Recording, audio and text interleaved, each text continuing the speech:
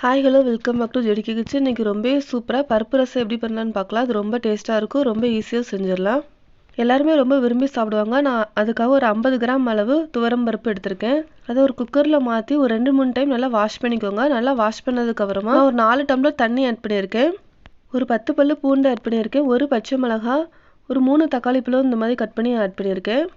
கொஞ்சமாக மிளகு எடுத்து அதை நல்லா இடித்து உள்ளே ஆட் பண்ணியிருக்கேன். கொஞ்சமாக மஞ்சத்தூள் ஆட் பண்ணிக்கோங்க.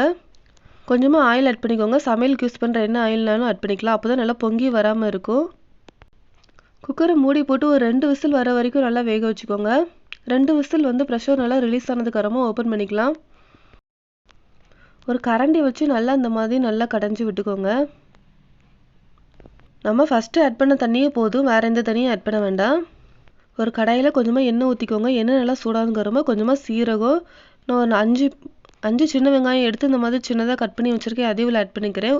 ஒரு 3 காஞ்ச மிளகாய் அந்த மாதிரி கட் பண்ணி ஆட் பண்ணியிருக்கேன். கொஞ்சமாக கருவேப்பிலை ஆட் பண்ணிக்கோங்க. நல்லா கோல்டன் ப்ரௌன் ஆனதுக்கப்புறமா அது கூட கொஞ்சமாக பெருங்காயத்தூள் ஆட் பண்ணிக்கோங்க. இனிமேல் நம்ம பருப்பு ரசம் கூட இதே ஆட் பண்ணிக்கலாம். இந்த டிஷ்ஷுக்கு தேவையான அளவு உப்பு ஆட் பண்ணிக்கோங்க. நல்லா கொதி வந்ததுக்கப்புறமா கடைசியாக கொஞ்சமாக கொத்தமல்லி தழை தூவி இறக்கிடுங்க. நான் அன்றைக்கி பாகக்காய் ஃப்ரையோட இந்த பருப்பு ரசம் சர்வ் பண்ணியிருக்கேன். ரொம்ப டேஸ்ட்டாக இருக்கும். நீங்களும் ட்ரை பண்ணி பாருங்கள். உங்கள் ஃபீட்பேக்கை மறக்காமல் ஷேர் பண்ணுங்கள். தேங்க்யூ.